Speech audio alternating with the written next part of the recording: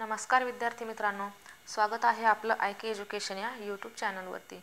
तर जे विद्यार्थी सन 2024 या वर्षामध्ये स्कॉलरशिप परीक्षा, नवोदय प्रवेश परीक्षा, NMMS, सैनिकी स्कूल प्रवेश परीक्षा या वेगवेगळ्या स्पर्धा परीक्षांची तयारी करत आहेत त्या सर्व विद्यार्थ्यांसाठी आपला हा व्हिडिओ अत्यंत महत्त्वाचा असणार आहे। तर व्हिडिओ शेवटपर्यंत पहा। तर बघा, आज आपण या व्हिडिओमध्ये भिन्नछेद अपूर्णांकावरील क्रिया म्हणजेच बेरीज, वजाबाकी, गुणाकार, भागाकार या क्रिया कशा पद्धतीने केल्या जातात त्या सर्व क्रिया, मूळ संकल्पना तसेच बटरफ्लाय मेथड या ट्रिकच्या माध्यमातून समजून घेणार आहोत। तर बघा, अपूर्णांकाची बेरीज व वजाबाकी हे आपण बटरफ्लाय मेथडच्या ट्रिकच्या माध्यमातून समजून घेणार आहोत, परंतु त्याच्या अगोदर आपल्याला त्याची मूळ संकल्पना माहीत असणं खूप गरजेचं आहे।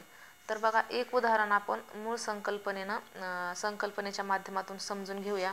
बघा, समजा एक उदाहरण घेतलं मी, 1/2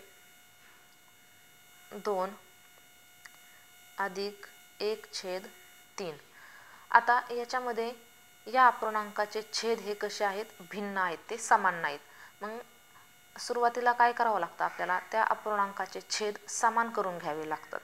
मग छेद समान करून घेण्यासाठी हा जो संपूर्ण अपूर्णांक आहे त्या संपूर्ण अपूर्णांकाला या दुसऱ्या अपूर्णांकाच्या छेदानं काय करायचं, गुणायचं, आणि हा जो दुसरा अपूर्णांक आहे त्या संपूर्ण अपूर्णांकाला पहिल्या अपूर्णांकाच्या छेदानं गुणावं लागतं। तर बघा, पहिला अपूर्णांक 1/2 याला दुसऱ्या अपूर्णांकाच्या छेदानं गुणलं तर काय होईल, 1/3 आणि याला पण गुणिले 3।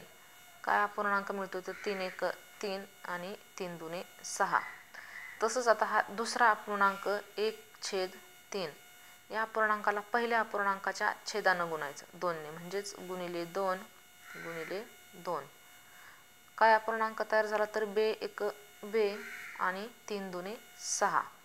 म्हणजे जे नवीन अपूर्णांक आपल्याला मिळाले ते आहेत 3/6 आणि 2/6। आता या अपूर्णांकाचे छेद समान झाले तर याच्यामध्ये आपण क्रिया करू शकतो, बेरजेची क्रिया। तर बघा, ज्या अपूर्णांकाचे छेद समान आहेत त्या अपूर्णांकाची बेरीज वजाबाकी कशी केली जाते यावरती आपण पार्ट 1 मध्ये एक व्हिडिओ बनवला आहे, ज्यांना कुणाला पाहायचा असेल त्याने तो पाहून घ्या। तर बघा, जर छेद समान असेल तर त्याची बेरीज करताना आपण तो छेद एकदाच लिहिला जातो आणि अंशाची काय केली जाते, बेरीज केली जाते। 3 + 2 किती झाले, 5। तर या अपूर्णांकाचं उत्तर आपलं आलं 5/6। मग हे झालं आता मूळ कन्सेप्टच्या माध्यमातून आपण समजून घेतलं। आता हेच उदाहरण आपण बटरफ्लाय या मेथडच्या माध्यमातून समजून घेऊया। तर बघा,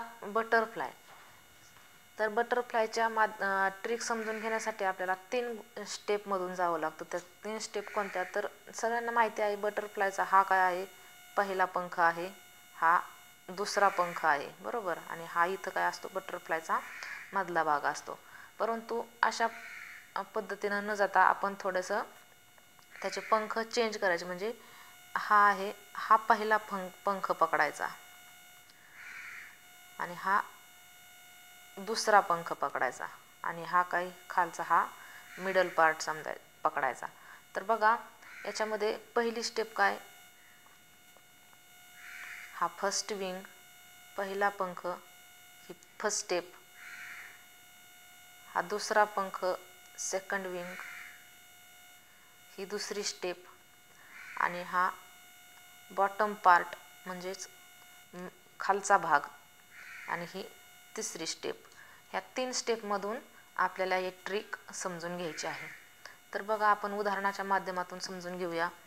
याच्यामध्ये उदाहरण क्वेश्चन नंबर 1, 1/2 अधिक 1/3।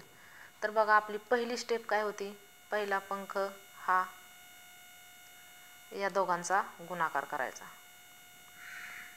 1×3 ही झाली पहिली स्टेप। 1×3 उत्तर आलं 3, ते त्याच्या डोक्यावरती लिहून घ्यायचं। त्याच्यानंतर दुसरी स्टेप म्हणजेच बटरफ्लायचा दुसरा विंग, दुसरा पंख, 2 गुणिले 1 यांचा गुणाकार इथं लिहून बे एक बे. मध्ये बेरजेचं चिन्ह जसेच्या तसं मध्यभागी लिहून घ्यायचं. आणि बॉटम पार्ट कोणता मधला 2 गुणिले 3 म्हणजे खालच्या भागाचा गुणाकार करायचा. 2 गुणिले 3 किती आलं 6, तो खाली लिहून घ्यायचा. आता काय मिळालं आपल्याला 3 अधिक 2 आणि खालच्या भागामध्ये छेदस्थानी 6. मग 3 अधिक 2 किती झाले 3 आणि 2 झाले 5, छेदस्थानी 6. हे झालं आपल्या प्रश्नाचं उत्तर 5/6. पर्याय क्रमांक 2. ह्या 3 स्टेप लक्षात ठेवायचा. फर्स्ट विंग, सेकंड विंग आणि बॉटम पार्ट. ओके. चला दुसरा क्वेश्चन पाहूया. 3/5 अधिक 4/7. पहिली स्टेप 3 गुणिले 7 7 त्रिक 21 मध्ये बेरजेचं चिन्ह जसेच्या तसं. दुसरी स्टेप 5 गुणिले 4 5 चौक 20 आणि तिसरी स्टेप 5 गुणिले 7 7 5 35. ओके. काय आलं 21 अधिक 20 भागाकार छेदस्थानी 35. 21 आणि 20 किती झाले 41, छेदस्थानी 35 म्हणजे 41/35 हा झाला आपल्या प्रश्नाचं उत्तर. पर्याय क्रमांक 3. क्वेश्चन नंबर 3 पाहूया. 5/8 अधिक 3/4. चला पहिली स्टेप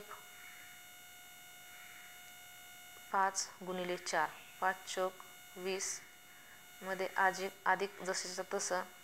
दुसरी स्टेप 8 गुणिले 3 8 त्रिक 24. तिसरी स्टेप खाली 8 चौक 32. काय मिळालं आपल्याला 20 अधिक 24 खाली छेदस्थानी 32. मग 20 आणि 24 किती झाले तर 44, छेदस्थानी 32. आता हे पर्याय क्रमांक 1 मध्ये आपल्याला उत्तर दिसते. परंतु या अपूर्णांकामध्ये जर एखाद्या समान संख्येनं अपूर्णांकाला भाग दिला म्हणजेच त्या अपूर्णांकाला आपण अतिसंक्षिप्त रूप केलं आणि ते अतिसंक्षिप्त रूप जर पर्यायामध्ये उपलब्ध असेल तर आपलं उत्तर हे ते अतिसंक्षिप्त रूप असतं. तर बघा 44/32 या दोन्हीही संख्येला कोणत्या एका समान संख्येनं भाग जातो तर 4 भाग जातोय. बघा 4च्या पाड्यामध्ये 44 आहेत म्हणजे 4 1 4 4 1 4 आणि 4 8 32 म्हणजे उत्तर किती आलं 11/8. पर्याय क्रमांक 2 11/8 हे आपलं या प्रश्नाचं उत्तर आलं. तर अपूर्णांकाला अतिसंक्षिप्त रूप देणं या टॉपिकवरती जर व्हिडिओ पाहिजे असेल तर तसं कमेंट बॉक्समध्ये नोंदवा, आपण त्याच्यावरती डिटेलमध्ये व्हिडिओ बनवू. तर क्वेश्चन नंबर 4 बघा. 3/5 वजा 4/7. आता याच्यामध्ये वजाबाकी आहे. फर्स्ट स्टेप कोणती आपली पहिली पायरी 7 गुणिले 3 7 त्रिक 21 मध्ये वजाचं चिन्ह. दुसरी स्टेप 4 गुणिले 5 5 चौक 20. तिसरी स्टेप 5 गुणिले 7 7 5 35. मग 21 वजा 20. आता इथं वजाचं चिन्ह आहे हे लक्षात ठेवायचं. 21 वजा 20 21 वजा 20 छेदस्थानी 35. मग किती आलं यांचं आता 21 मधून 20 गेले 1/35 हे आपल्या या प्रश्नाचं उत्तर. पर्याय क्रमांक 1. चला आणखी एक क्वेश्चन पाहूया. 3/4 वजा 3/8. फर्स्ट स्टेप कुठली 8 आणि 3चा गुणाकार 8 त्रिक 24. सेकंड स्टेप 4 आणि 3 4 त्रिक 12 मध्ये वजाचं चिन्ह जशाच तसं आणि खालचा भाग 4 गुणिले 8 8 चौक 32 काय मिळालं तर 24 वजा 12 भागाकारामध्ये छेदस्थानी 32. 24 मधून 12 गेले, 24 मधून 12 गेले 12, छेदस्थानी 32. आता ह्या अपूर्णांकाला सिम्प्लिफाय कुठल्या समान संख्येनं भाग जातोय का ते पाहायचं. जात असेल तर भाग द्यायचा. तर 12 आणि 32 या दोन्ही संख्येला कोणत्या समान संख्येनं भाग जातो तर 4 भाग जातो. 4च्या पाड्यामध्ये 12 पण आहेत आणि 32 पण आहेत. मग 4 त्रिक 12 आणि 4 8 32. किती उत्तर आलं आपलं? 3/8. पर्याय क्रमांक 2 हे आपलं या प्रश्नाचं उत्तर असेल. तर अशा पद्धतीनं आपण बटरफ्लाय मेथडच्या माध्यमातून अपूर्णांकाची बेरीज आणि वजाबाकी कशा पद्धतीनं केली जाते ती ट्रिक समजून घेतली. आय होप तुम्हाला ती ट्रिक समजली असेल. तर व्हिडिओ जर आवडला असेल तर व्हिडिओला लाईक करा, तुमच्या मित्रमैत्रिणींपर्यंत शेअर करा आणि व्हिडिओला सबस्क्राईब करा. धन्यवाद.